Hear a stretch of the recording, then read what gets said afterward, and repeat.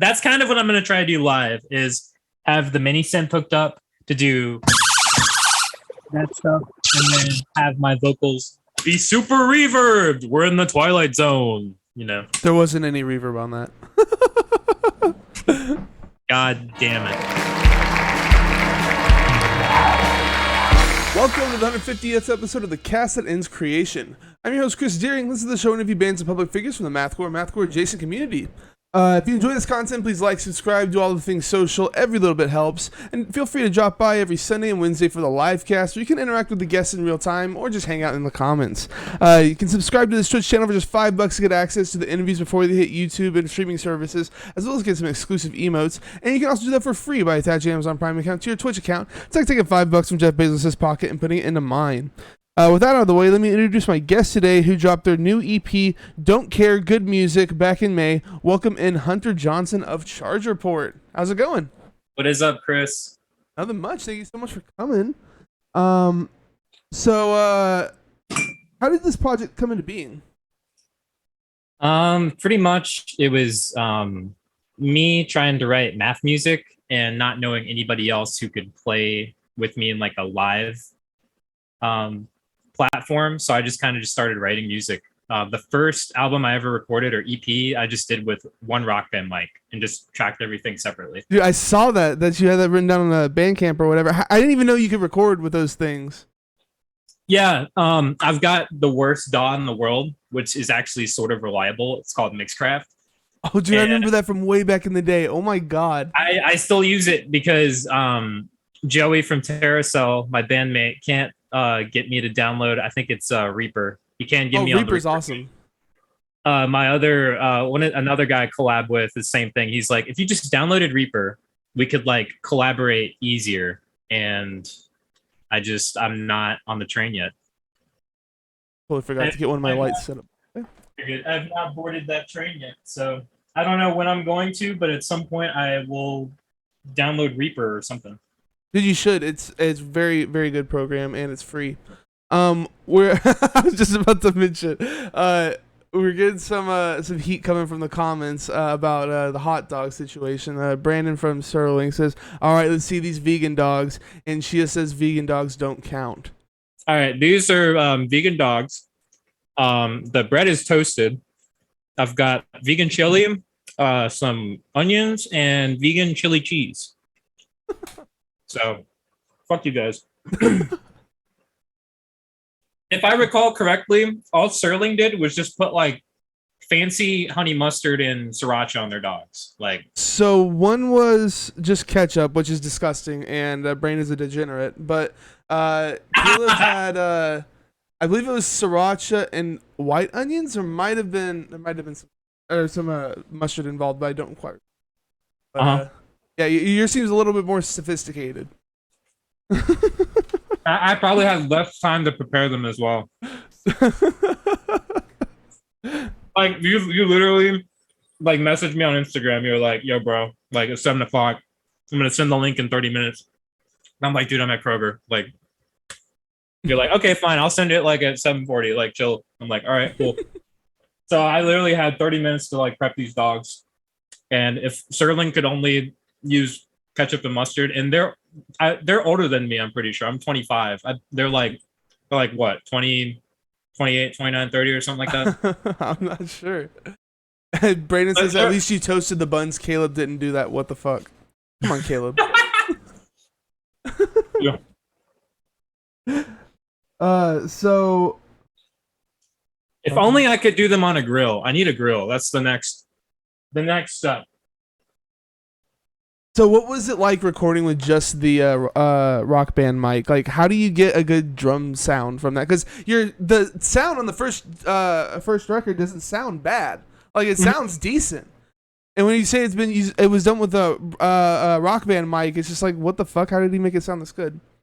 I don't know. Basically, I just took a Rock Band mic. I was at my parents' house at the time, and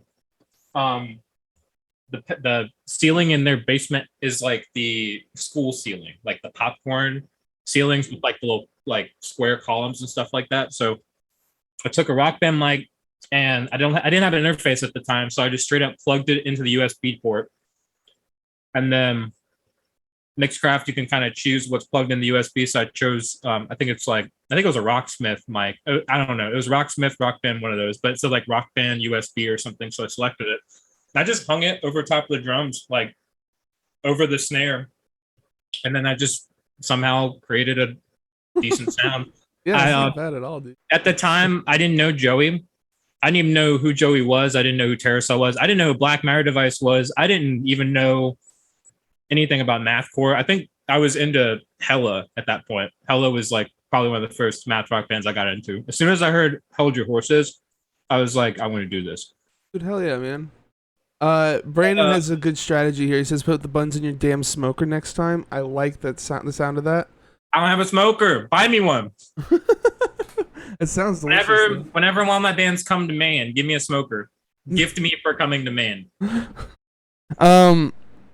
But so now you know people though that play like this kind of music, like math and stuff. So why is Charge Report still a thing?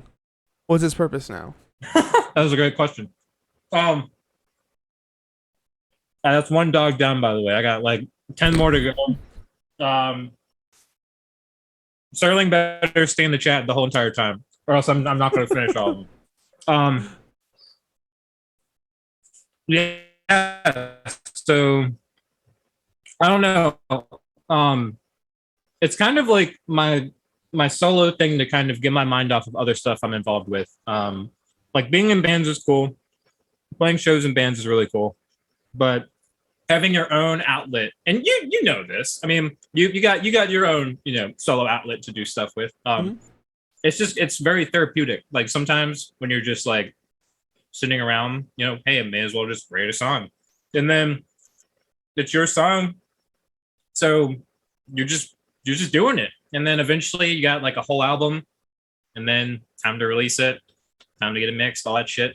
So it's kind of just domino effect. You just feel like writing one song and then it just completely stockpiles into an entire like EP or release or something like that. But it's kind of like half boredom and then half wanting to just like do some stuff that I really want to hear more of. Like I miss a bunch of bands like Oxes, where it's just like the shittiest like dad rock riffs and math form, and they just sound so epic like in that fashion. And then they're playing like aluminum guitars and like drinking fans beers and stuff like that. That shit's like awesome. Does sound fucking sick. So you released a bunch of singles and then finally you got a full length Kamikaze Quasimodo, which is a fucking sick name, by the way. I really like it.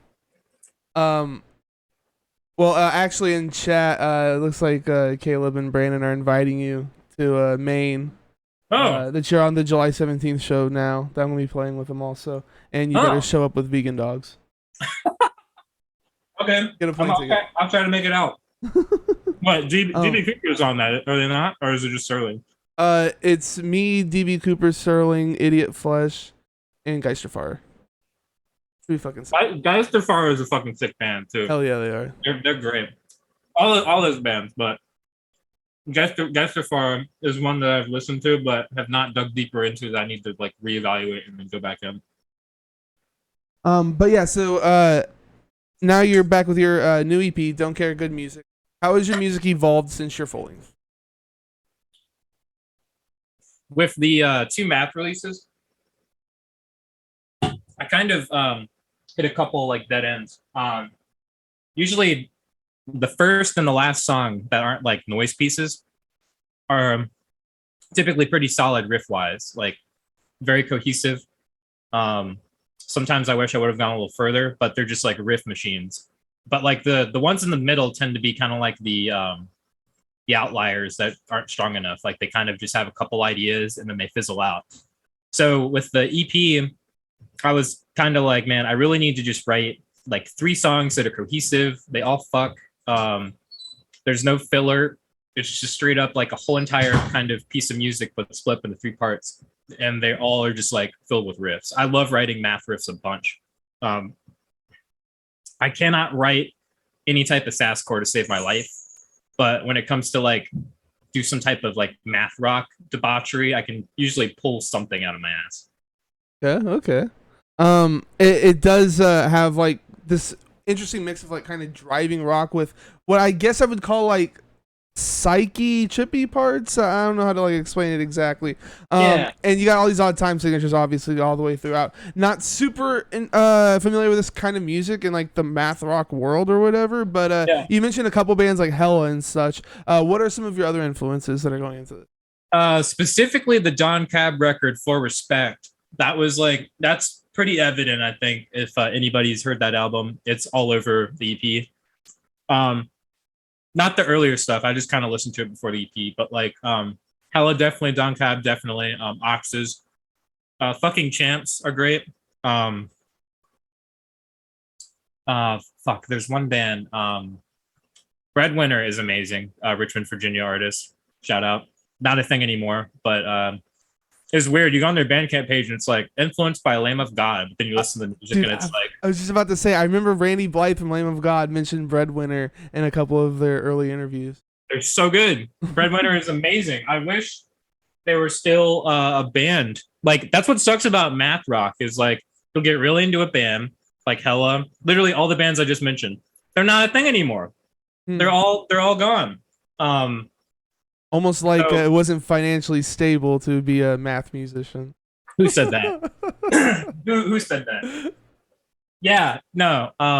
Don Cab, like I found their YouTube channel recently. I think the drummer's name is Damon Che. He's been playing a bunch of like songs on drums, and they had like a GoFundMe video where they're like, "Yeah, so we're broke. We're trying to get these OG reels put digitally to, I guess, a board or something." And they're like, we want to do this. We want to put out new merch. We want to do like drum playthrough videos, but we can't because like we're broke. If you guys could donate some money, then maybe we can push out some content. And they have, and I love it. Those Probably guys not. were also on Relapse, weren't they? Yeah, They had My- a big footprint, I thought. my favorite Don Cab rec is on Relapse. It's the first one, the one that came out I think 2006 or something. Yeah, Sorry, it's a I'm rumor like- I gotta get in. I'm like balancing my thoughts and then these hot dogs. Well, let me ask you another question here. The writing process for you has to be weird, I imagine, because everything's like real, like instruments and stuff. Like I know, most of my stuff's programmed, like to begin with, so it's really like it's kind of easy to write setting like that. But all your stuff, from what I understand, it's all real. So how do you like write the drum parts and the guitar parts and stuff, because you can't listen to the drum parts while you're writing the guitar part? You know what I'm saying? Like it Yeah. just seems kind of odd. How does this work for you? I'm experimenting with different ways, but typically when I write, it's guitar first. I have a lot of fun writing with guitar, and I only really write unplugged. I never really write into an amp.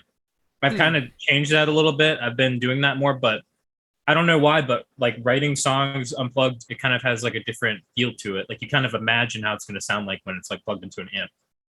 So guitars first, and then usually it's drums. I'll like demo the guitars, and then usually I'll have this weird process where I'm trying to figure out what the fuck like time I'm playing in.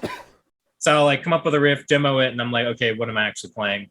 Figure out the time signature stuff, and then from there put the drums in, and then now I've been adding bass. I used to not add bass because I was huge into the 2 guitar, 1 drum setup, but Joey forced me to record bass on the EP, and I'm glad that he did because I think the bass parts complement the guitar parts a lot. I can't really imagine what it would sound like just guitar and drums. I think it'd sound pretty dry. So yeah, that's typically how it goes.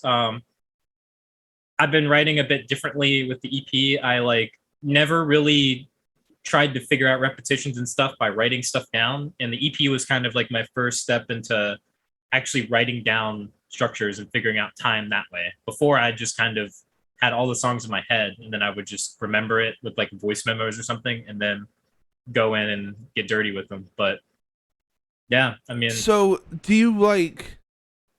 I just don't understand how you write the drum parts. I guess you record your guitar at home and then listen and do the drum parts at home. But like, how do you remember the drum parts?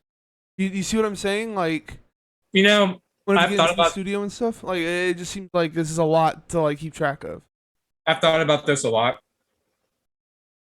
It is really fucking tough sometimes playing drums in all these fucking bands. Um, there's a couple times in Terracell sets. I'm pretty sure a couple people have caught on to it, but I'll forget the beginning of the song sometimes, and I'll do a couple false starts. Joey will like look back at me with like the worst look in the world. Um, so it's tough. As far as writing that stuff, I just kind of record demos of drums and then kind of just rehearse a bit, and then pretty much from there it's just remembering. Uh, but the EP was pretty tough. Some of it is improvisational as well. Because I love that aspect of like Don Cab. They have like I think that some of the earlier records had a bunch of improvisation on them, and there's just like a certain feel to stuff that is unrehearsed but rehearsed, where it's just live in the moment, that kind of like lightning in a bottle, you know? Like there are some takes where I'll finish them and I'll just be unsure about them, and then Joey had to like tell me, "No, dude, this was a really good take." I'm like, "All right, I trust you." I did hear a song that was just a single. I can't remember the name of it now, but I heard it on Spotify. I just like kind of autoplayed into it, but it sounded like it was like what do you call that? You just said improvisational. Is that stuff that you do, or is everything Oh, like written? yeah. So since Charge Report is kind of like my outlet for a bunch of just wacky shit that I can't really play with a bunch of people on stage yet. Um, there's like a whole bunch of like collaborations and stuff I've been a part of, where it's like maybe I'll put out a math EP, maybe I'll put out a noise collaboration, maybe I'll do a noise record. So there's a bunch of stuff like that. I love taking that project and using it to collaborate with a bunch of people. Obviously, with bands, the way to do that is to hit up other bands and be like, "Yo, let's put out a split." And I love how that's like come back now. Um, I listened to the Serling interview. I know they're fucking hype about it too. That 4-way split they just put out.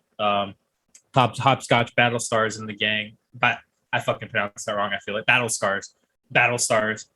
That's fucking sick though. That's a sick name, man. Yeah, that split was kind of insane. So kind of, I guess my way of doing splits is just like getting an artist that I know and then just being like, yo, let's just make something. Let's just do something. A lot of it's like I'll I'll like record some improv drums and then just send them off, and then people will do things with them. Other things are I'll sit down with people and we'll just record a session, and then it's just good enough to not like chop up into bits and put out as a record. So it varies. Charge Report's kind of just my project to do whatever I want with. And it kind of sucks because I like oversaturate the releases a bunch. Like I release a bunch of shit, but honestly, I don't really care about that. I just try to put the tunes out. Hell yeah, man. That's what's up. So I gotta ask, why no vocals? Now I'm not saying that just because you're an instrumental band. It's because I feel like your song structure would lend really well to vocals. Like you have a lot of like repeating parts and stuff like that, and a lot of like parts that aren't like it's not like it's like over technical music or whatever. It's more like just straight ahead kind of rock a lot of times. But I feel Yeah. like vocals would fit really well on this. Um, during all of the mathy stuff, like the math rock stuff that I write, when I did record everything, I was extremely insecure about my voice as far as hearing it back. I've kind of found ways to cope with that. The main way is adding a distortion. Yeah. That's my pet peeve right now. Um, I don't know about. I just love the instrumental math stuff. I don't know if I'll ever be able to add vocals to that kind of stuff. Um, I'm too much into those types of bands. Like I don't know. There's some kind of missing element about not having vocals that just makes the instrumentals um, more intensive, and they just kind of hit differently if there are vocals over it. A good example. I think Hella put out an EP or something, and they had like their buddy Dan Elkin record vocals on one song, and it sounded all right, but like it just completely changed the song. I prefer the instrumental stuff better, but it was like interesting to see how vocals sounded over it. But I don't know. Maybe later down the line I may record vocals over some stuff. I don't know. But there is one album coming out that I finished with Joey that does have vocals on it, but it's not strictly math. Like it's not strictly math rock. It's kind of all over the place. Like a new project or?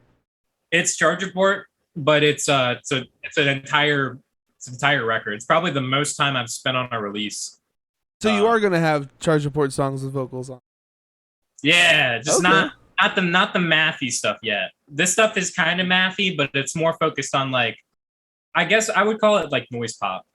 It's a lot Okay. of like noisy stuff, but it's got hooks and it's got like structure, like pretty more simplistic structure and more contemporary stuff. So I asked Joey because I was curious on what I could put for fans of, because I have the release on Bandcamp. It's private and I can't do anything with it yet. I'm still doing some stuff, but I'm like, Joey, what should I put for fans of? And he's like, I don't fucking know. So in the Bandcamp, whenever it drops, it's gonna say like for fans of, I don't fucking know, Joey Woodard. That's awesome. Is that something that you're thinking like next year or? Definitely gonna come out this year. Okay. That's like it's like my quarantine record. All right. During quarantine, a bunch of shit was going on. Kamikaze was recorded during like the beginning of quarantine. It was actually recorded amidst the Black Lives Matter protest. So like, it would be one night I would go protest, and then the next night rehearse, and then protest again. So it was kind of some of the drums. I wish I would have wrote a little bit differently. But I didn't give myself enough time because of everything that was going on. I was very invested in being a part of the being in person social climate stuff. So, Oh yeah. but yeah, that record is literally the one I'm about to release. It's taken like almost 3 years to completely finish. Damn. Alrighty. Joey still has to do one mixing thing for me, and then it should be done. Alrighty. That's cool, man. I'm looking forward to that. Hell yeah. Speaking of Joey, though, is recorded, mixed, and mastered by him, and then the drums were recorded at Orbital Music Park. Yeah. So, what was it like getting all this stuff recorded? It was great. I was about to go to New Orleans, and then I was like hitting up Joey trying to figure out when we could meet up. We found a good slot, and then Orbital Music Park is a practice space in Richmond. They're amazing. They've been supportive of everything. Terracell, me related, Joy, anybody related. They're a community. They're awesome. They have like cool jazz improv stuff there during like the weekends. But you just rent out a room. I rented one for like I think 6 hours. Banged out the drums, and then later guitars and bass were done at Joey's house. Joey's kind of it was done at their apartment at the time, but now Joey's in the house and is converting the house into basically like a makeshift recording studio. We actually we just finished the Terracell record there, and I'm pretty excited about that. Nice. Alrighty. You got a lot of things coming up then. Yep, and then right after Terracell's finished, then Tulpa's in the studio, and then we're working on album 2. So it's a never-ending cycle. Oh yeah, man. So, I forgot to put the album cover up on stream. Let me What do the that real fuck? quick. Come on, dude. Yeah. You've only done this 150 times. Right. No, I should know this. I'm better than this.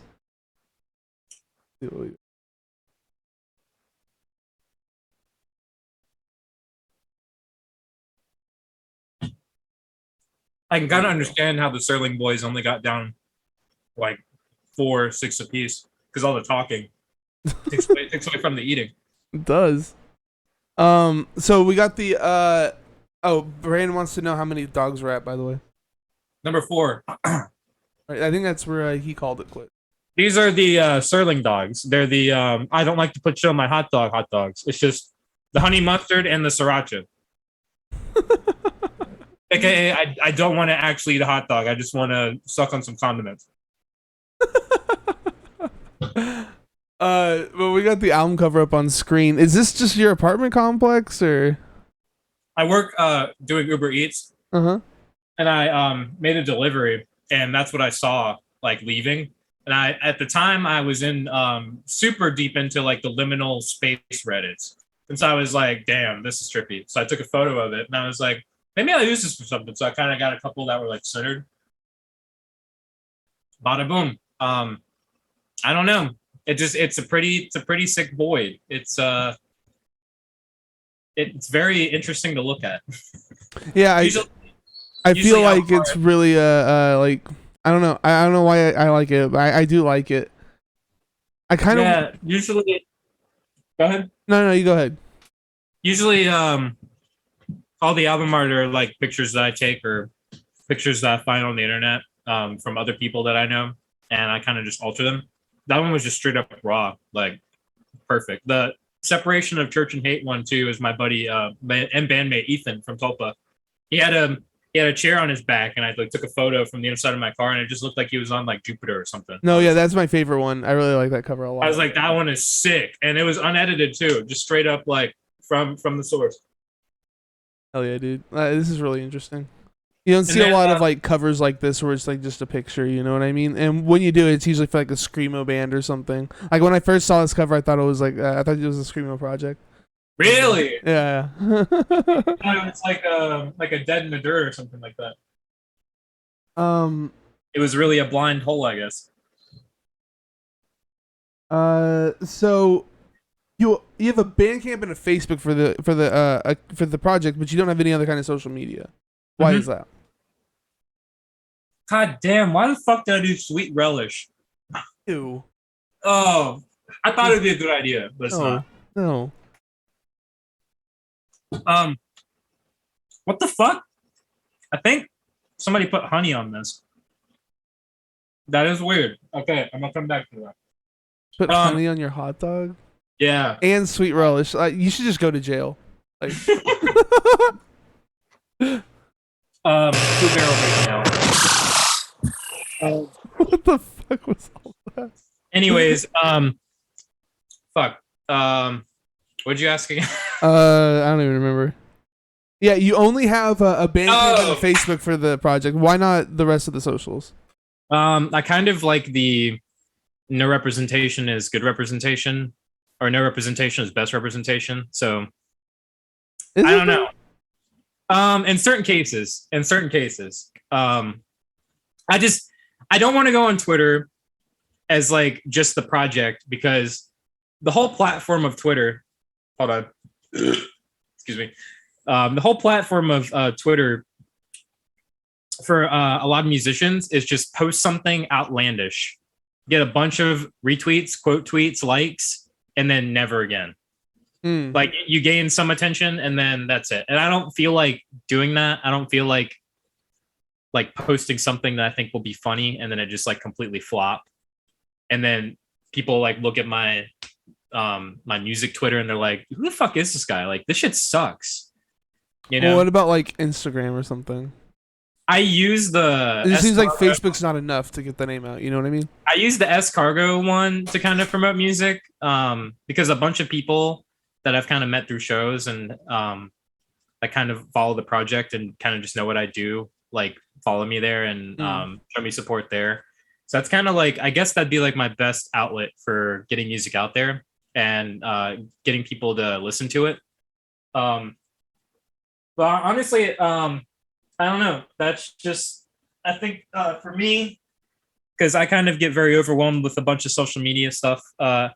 I think that is the icing on the cake for me. I think if I did any more with all of the other projects that I have for Charge Report, I mean, I'm kind of doing a disservice. Yeah. I'm kind of doing a disservice not doing it, I guess. But at the same time, the other projects kind of take more of a priority, I guess. More of like a need for a presence. And this one's just kind of like a project into the ether type thing. Like, right. Oh, let's put another one into the ether, see what happens, see what sticks, you know? Seems like you'd be good hooking up with like before you eat that. Oh, you just did. Okay. I was going to say, they're challenging you to eat a hot dog in 2 bites, by the way. All right, hold on. Caleb is, but Caleb? Yeah. Wait, is Black Murderverse coming over? I didn't talk to them. I have no idea. They're Caleb supposed to from be- Sterling. Caleb from both the Sterling boys are here. Yeah. The homies. Shay better be in here too. He's probably just watching. I don't know. Someone named SK804INF1. No idea how I'm supposed to say that. Please make him stop. Is what they said. Not the damn match. He's going too far. Stop it. But yeah, so what I was gonna say is, it seems like you would fit really well on like some kind of small label or whatever. Turns out you are on some kind of small label. Yeah. Shopping Cart Hero Records, your project, and also you said that you what was the exact word you used for software co-founder? Co-runner, yeah, co-founder, no, co-runner. The guy who founded it, I'm kind of overwhelming him a bunch. His name's Brandon. He's a sweetheart. He originally started it to like press his own stuff and his friends on tape, but then like you know the band King Gizzard and Lizard Wizard? Yeah. They all right, I took one bite of this, so I'm gonna come back to this and get the rest down the other bite. Oh man, I breathed the bun down the wrong hole. So yeah, they did like a bootleg thing around like Christmas 2019, I think, or 2020. And pretty much any label could press anything that they put out for this specific promotion. So it was like early recordings and then a lot of live shows. So at the time, Brandon and I had only pressed like a short run of stuff. And I was like, dude, we gotta maybe try this. He's like, I don't know, man. Like, this is a lot of risk. Like we could, completely flop and nobody would buy anything. I'm like, dude, but we need to try it. Like this could be like a foot in the door to a lot of other opportunities. So we did it. Like on Christmas, I'm not sure what time, we put out like 25 tapes each of like all of the records they put out for that bootleg thing. And they like all sold out within definitely within a month. Not all of them, but like a lot of the like ones people wanted. So then that kind of like turned the gears and got us thinking like maybe like pressing tapes is like a thing that we could do for like some sort of side thing. So that's kind of the evolution of it. But yeah, if it wasn't for the Australian psych gurus, the Aussie boys, we wouldn't probably be doing this as much as we are. But I didn't know that they did that, like allowed records, like a record labels to print whatever the fuck they wanted. Oh yeah, it's so weird. They did it with one record a long time ago. It was a full length record. It was in 2017. Everybody pressed it. People did like glow in the dark ones. They did liquid filled ones. They did ones that had LED lights on them. The dude from Romanus Records, I think is how you pronounce it. He's crazy. He's done a lot of the liquid filled shit. I'm pretty sure he did. Meshuggah just put out that record and they had a liquid filled, and I'm pretty sure he did that one too. But yeah, everybody jumped on it. Rough Trade did some. Fuzz Club did some. That's crazy, dude. Like, yeah. Huh. If Christian really wanted to, he could make Dark Trail King Giz records, and I bet you they would sell. But that's not. Christian's not the type of. Oh man, I need to press a record out of whatever. Yeah. I need to make a record out of diamond or anything like that. Make a record out of diamonds. That would he's definitely not the type of guy to like try anything to basically cheat people out of money, I guess. B Dowdy says these vegan dogs are fucking him up pretty good right now. Who? That's Brandon. Brandon? Is Brandon eating them? Brandon eating them? I don't think so. He's watching you eat them. All right. That's a gentleman from Sterling. This was one bite. I'm gonna try two. But I don't know if I can do it. I don't think you could. No. They got big mouths.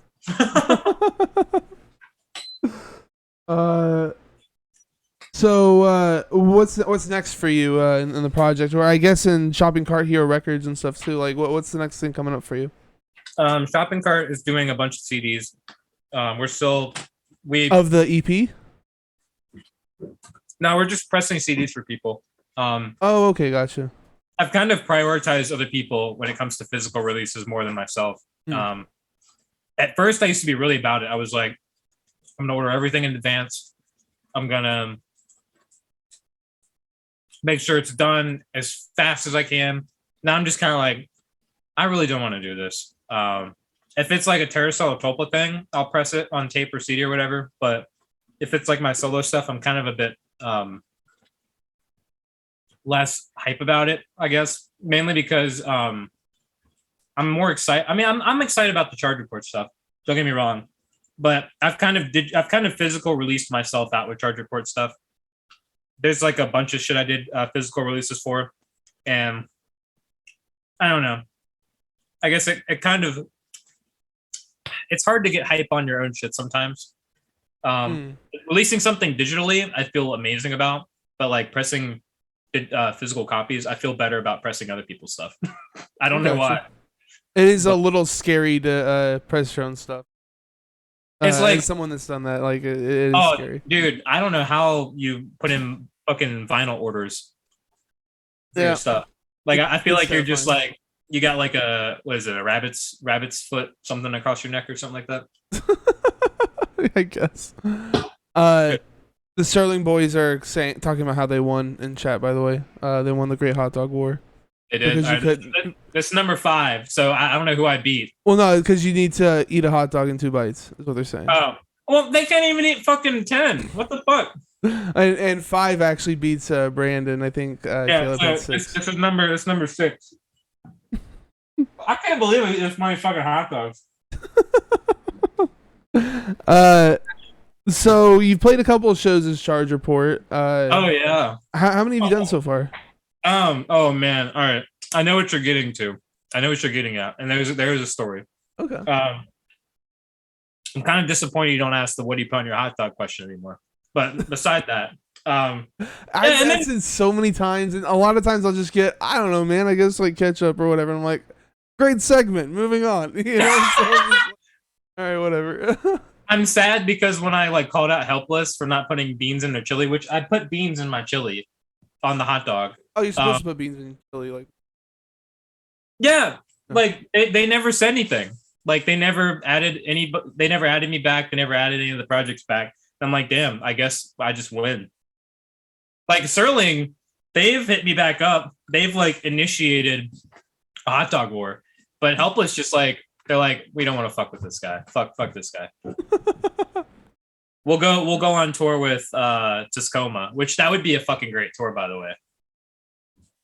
I don't know if it'll ever happen, but that would be awesome. Even though like New Zealand, UK, but I think it's a match made in heaven. Anyways, so I had a really bad show. Was my first show, and to go back to Mothman because I listened to your shit. To go back to Mothman podcast, yeah, dude, it's great hearing all of these people as humans and not hearing them like, bro, why are you so angry? Who hurt you? Can I fix you? I feel like I can fix this guy. Mothman talked about the song was it don't ever let me catch you or don't let me catch you, yeah, something like that, being about like your first experience as like a musician being humbled in a live setting. And I never had anybody do the thing that happened to them, which was like they got off stage and then dude was like, now for some real music, and then just completely kicks ass and they're like, oh man, what the fuck. But the first show I ever played was by myself. It was just my name, and it was just me, my guitar, and this DS1 I have on the floor. And I think I had the PV. I have a PV practice amp that I have in my house, and that setup exactly how it was. 9-volt batteries in the fucking pedal, not even a 1 spot or anything. I went on stage. Like a friend asked me if I wanted to play a show at Canal Club, which is like a venue in Richmond. It's pretty like all the like pop punk bands play there, and I'm not sure who played there last, but they've got like a bunch of like big shows and shit, mainly for like the more pop punk type people. But anyways, they had like a show there, and it's a bunch of people I went to high school with, and it was just me and a guitar, and I covered Basket Case, and I covered like Paranoid, and rehearsing, I was just like in my room looking at my wall playing guitar and like looking at the lyrics and stuff. When I got on stage, it was bad. Like I had forgotten everything. I was playing songs. I could tell that people weren't into it. And as a musician, when that happens, it sucks. Even playing in bands, when that shit happens, it's like, well, fuck, I have to create the energy now. Shit. Okay, boom. But only having a guitar, and I feel like you could relate to this, not in the sucking manner, but in the people not being into it manner. Like you're just immediately like, what do I do? Well, I gotta keep playing. So I ended up like not playing as long as I had. I like cut it short, but it was pretty bad. Like people came up on stage and tried to make it better, but like at the end of the day, I was like, this sucks. That sounds a lot like my first show. I ended up cutting it short as well. Super nervous, sweating bullets. You know, it was terrible, terrible experience. Was it sound or was it something else? Oh, it's something else. I've done a bunch of one man projects in the past. Yeah, you'll never be able to find it. Thank God. Yeah, there's one album by me that nobody will ever find. It was me when I was sad after a breakup when I was like a teenager. I wrote these really bad songs on acoustic guitar. The tone is terrible. The drums are really like everything's everything. It's like decent, but like looking like hearing it now, it's like bad. And some people have showed them the songs to actually really fuck with it. They're like, why isn't this on Spotify? Why isn't this on? I'm like, it's never going on any of this. But before I was Charge Report, I was called Broken Charge Report, and Nardwar is the only person that would know that. Now Nardwar definitely knows that. Why was it Broken Charge Report and now it's not broken? Because I was sad. Because I was sad, and I wrote songs about a breakup, and I was really teenaging it up. I never actually asked you why Charge Report to begin with. I stopped being sad, and well, no, like I mean, just the name in general. Why mention a charging port at all? I think I broke my charger port on my phone, and I was like, huh. Okay. And then from there, I just wasn't sad, so I was like, well, no need to put broken. And then charger port is kind of fit the MO, if anything. I can't think of another name that would fit, to be honest. So that was your worst show, I imagine. What's the best shows you played as Charge Report? There was the most recent show I played was bad. I hate being on stage by myself, but it was. How does your show go, by the way? Do you play guitar up there to like the drums in the back, or how does that work? The last couple times I played, it's been completely improvised. Before I got this one thing I'm going to talk about, I went through this 6-channel board beside me, and I had everything mic'd up, like on my drums, not like the whole works, but just like the snare. I think the snare and the kick, and I think I had like a guitar keyboard or something going into it too. But I just used the send and returns for the board hooked up to a bunch of pedals, and it just kind of made some cool noise. I wrote like 3 improvised songs in like a week, and then performed those, and then just kind of fucked around with my with Ethan. He played bass, and he's got a bass synthesizer pedal which he gave me, and it just sounds so wacky. It's like wow, wow, wow, and it makes it sound like a fucking like ray gun. So it's a bunch of fun. The last show you're like making like. So you're playing drums and you're also somehow generating like these sounds and stuff. That sounds insane. That's crazy. Why not just have like a backing track and you're playing guitar or some shit? I can't recreate the shit on guitar. Like the math stuff, I can. Some of the songs I've honestly forgotten because I like the math stuff, but like remembering all those riffs is like hard when you're not playing them constantly. But the noisier stuff that like I tend to gig on, there's no way I'm recreating anything live. The last show I played, I had like my key step set up to my DAW, which is Mixcraft, and then I like wrote some songs and piano stuff that I like had these fucking weird presets on. And I watched a gig rundown video that one of my drum gods, Brian Chippendale, posted. I fucking love Brian Chippendale to death, drummer of Lightning Bolt.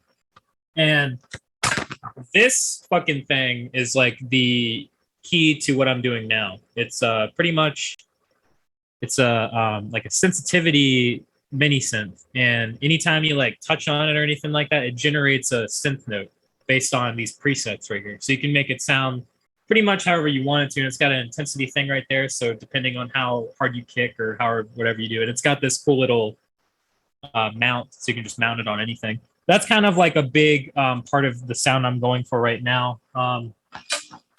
I've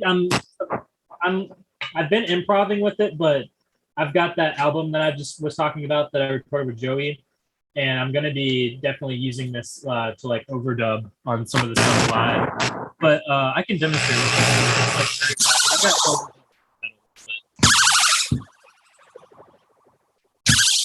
So that's been what's been making the noise then the whole time. yeah, it's the sensitivity hooked up to a practice kick drum pad. And I've got that plugged into like a bunch of pedals. I've got plugged into a fuzz pedal, and that's into a chorus pedal, and that's into a delay. And then for vocals, I've got a reverb. So Dude, that's crazy. yeah, so that's kind of what I'm gonna try to do live is have the mini synth hooked up to do that stuff, and then have my vocals be super reverbed. We're in the Twilight Zone, you know. There wasn't any reverb on that. God damn it. Yeah, that didn't really work. It's fine. It's all good. Fuck. As far as merch goes, though, you got CDs and cassettes over at chargereport.bandcamp.com/merch. You Check got it any like shirts and stuff coming or? Yeah, so there's a shirt that I have. I'm gonna take it out real quick. My friend and bandmate Dylan, I don't know where they found it, but they found it like a thrift store with I think with their buddy Dakota. And it's this. It's got Ronald Reagan on the front, he's burning. And on the back it says, "See you in hell, Reagan." So I'm gonna print those at some point.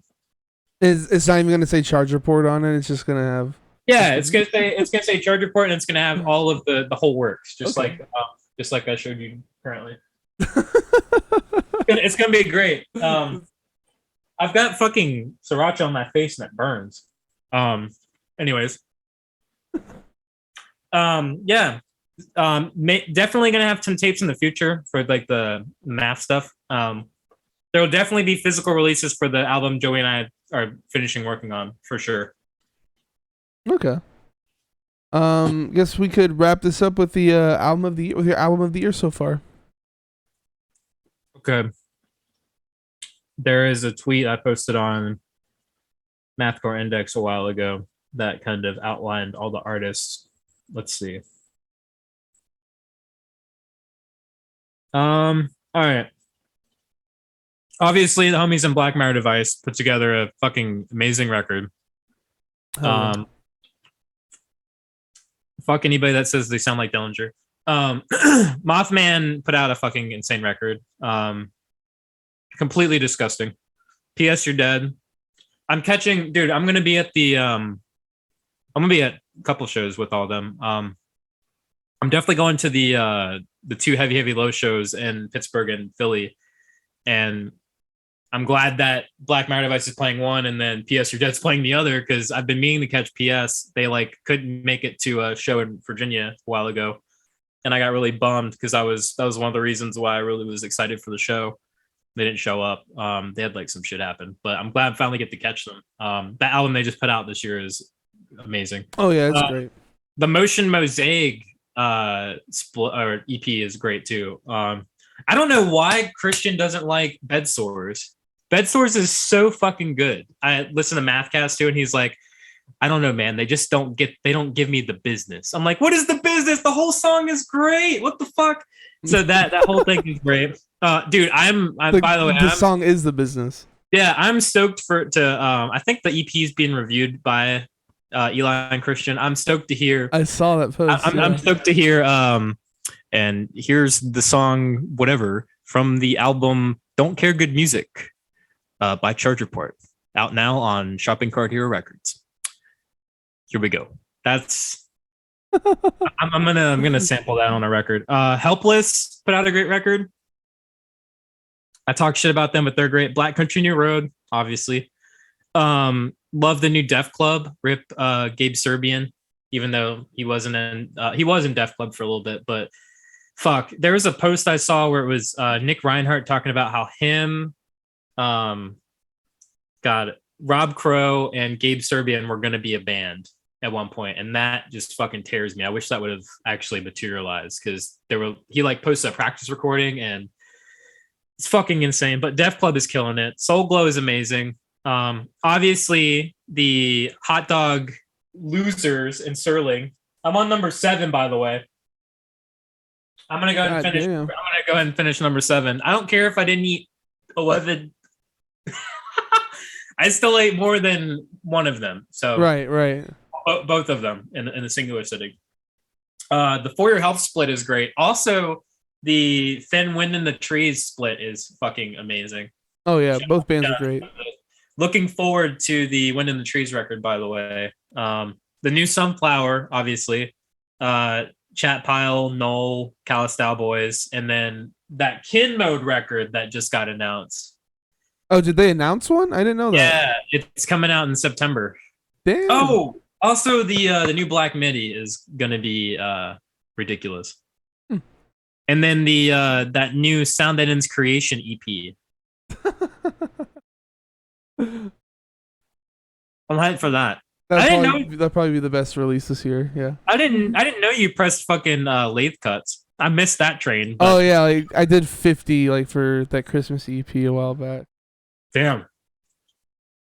But yeah, anything else you want to say before we wrap up? Let's see. Man, I don't want to give out any things about the new record, but it's gonna be great. There's a bunch of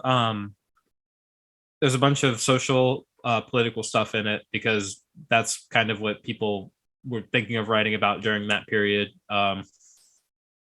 It's still relevant now though. It definitely is. The gas prices is a great example of it. I love the fucking people who post the Biden stickers on the gas pumps. I did that. I love it. I just I take them and I give them to my friends. I'm like, you want one? I want to know where they're getting them from. Like, you just like order like hundreds of stickers or something. I don't understand. I thought about that. I was thinking the same thing. I feel like somebody, like one of their local representatives, like hands them out in like mail or something like that. Yeah, probably. Like fucking pollute the earth some more. I did that. Boom.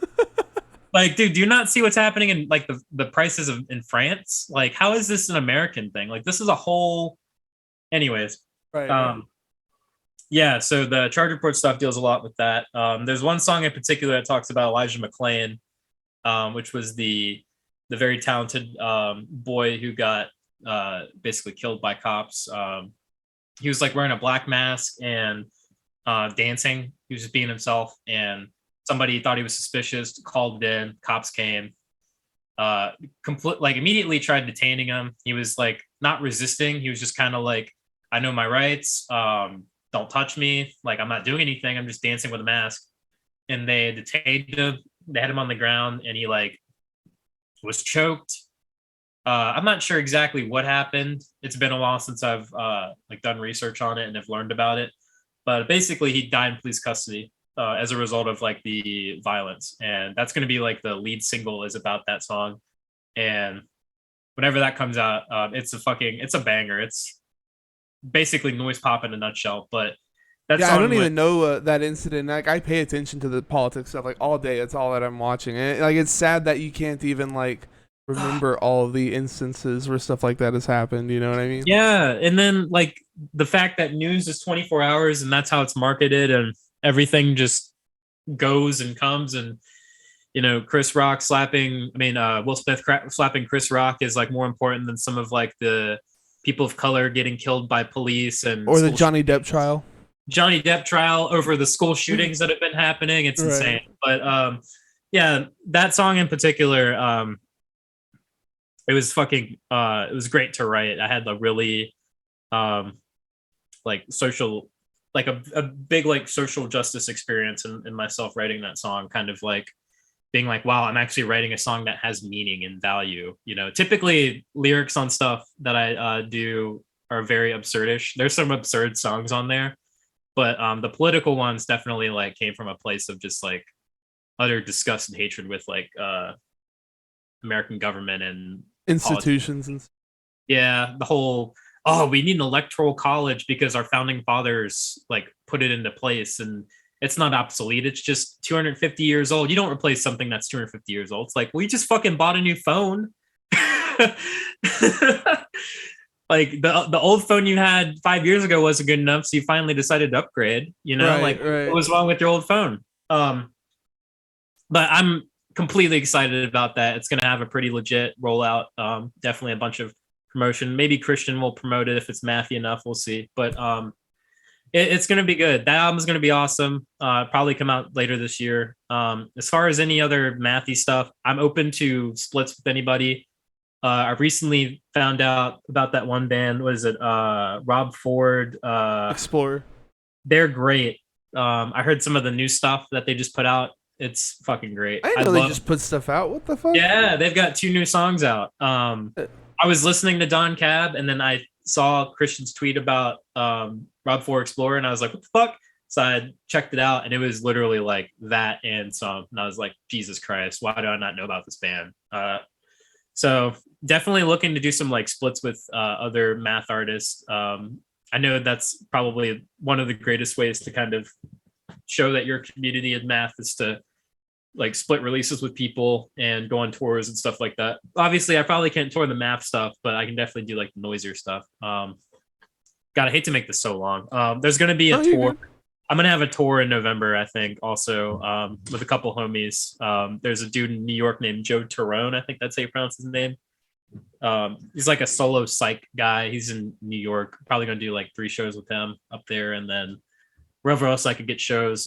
You know it fucking firsthand. Booking a solo tour is insane. Yeah. No, it's been ridiculous. Yeah, all the lost contacts over the months. Yeah. It's hard to find people that you still had contacts with, even like after you just spoke to them about playing a venue 5 months ago. Like it's gone. Oh, they're not doing heavier shows anymore. Right. New management. So that shit sucks. But hopefully going to try to like get about maybe a week and a half of just straight dates. Which, by the way, you doing that shit going days and just without break is insane. And dude, I'm so scared about that. Like my voice is gonna be destroyed after like 4 shows. It's like great. Yeah. So you're wondering why I don't do vocals, Chris. Yeah. Yeah. So hopefully I can do the same thing. I get burned out after 5 days, which is usually the extent of a leg that I'll do. I don't think I've ever played more than 5 days in a row. So hoping to break that. Like I have this hot dog record. Fuck, I'm on my 6th one still. You finish that shit up. All right. Here's the deal. I'm gonna finish this hot dog. I'm gonna beat both the Sterling guys. You do your outro and shit. If I have anything else I need to talk about, then just designate me some time. But I'm pretty sure I covered all the bases. Don't care. Good music out now. Listen to the EP. It's great. I love it. It was fun to record. I'm glad everybody's loving it. If they are, I don't know. They could be hating it. Well, if you're looking for some driving trippy mathcore, you need to check or math rock. Sorry, you need to check out Don't Care Good Music, the new EP from Charge Report, which came out back in May. So you're on. You have personal accounts on what was it? Twitter, Instagram, Facebook. You also got a Facebook for the project. You're also on Instagram with the project. All streaming platforms. Am I missing any kind of social? No, that's pretty much it. On Napster, you know. Napster's still a thing, isn't it? I'm pretty sure. Mm-hmm. Napster, and I don't know if LimeWire is still a thing. I don't know. I saw that they were relaunching to do like NFTs or something. Fucking weird. Oh, speaking of that, sorry to sidetrack you. You're good. What's up? This is basically like we're our own podcast now. Have you seen the stuff about like Seth Green and him losing his NFT that he was making a cartoon about? I didn't know he was making a cartoon. I heard that some people lost their apes or whatever the fuck. Yeah, so he was making a cartoon about his Bored Ape, and somebody stole it. Nice. But his Bored Ape was a character in the show. So now that he doesn't have his Bored Ape anymore, he can't do anything on the show anymore because he doesn't own the rights to the Bored Ape. There was a while where he was like crying about it on Twitter, like, can somebody give me my Bored Ape back? Like, come on, I need to make the cartoon. It's gone. That thing's gone. if you drop $50, somebody's picking that shit up. It's gone. That's hilarious. So NFTs are dumb. If you own one, why? Can't you just like own an actual picture of something, like a painting? Why? I don't know. If only he had another slurp juice, because he could have used that on multiple apes, or on the same ape multiple times and still have the same ape. What I don't the know if you fuck know is- that meme. What did you say? What is that? Is that a Slurp meme or juice- is yeah, that real? slurp juices. Dude, I think that's how they like duplicate the apes. I'm not 100% sure, but look up slurp juice and bored apes, and you'll see all the memes. Jamie, pull it up. Jamie, pull it Jamie, up. pull it shit up, Jamie. Come on. Jamie, pull that video up. I farted in the hot tub. Pull it up. Come on. As for me, drop my channel, follow so you always know when I go live. You can also sub to get access to the interviews before they hit YouTube and other streaming services, as well as get some exclusive emotes. You can also sub for free by attaching Amazon Prime account to your Twitch account. You can find me on Facebook, Instagram, Twitter, and YouTube. YouTube folks, if you enjoyed the video, please tickle the notification bell, drop a like, and don't forget to subscribe. It's a great way to support me for free. Check out my music, The Sound Creation, at soundincreation.bandcamp.com. My album, Boomers, Zoomers, Desperate Coomers, is out now. My next guest is Abrupt Decay, who dropped their debut album, I Was Never Here, back in May. So that rhymes. That was weird. Join us this Wednesday, the 15th at 7 p.m. Central for the live cast. And thanks for being here. Hope you had a good time. Yeah, dude, it's always great talking to you. We really need to just like start our own spin-off podcast. This didn't go very well. But thank you guys for watching and listening. Yes. Once again, think of the life that is threatened by our design. We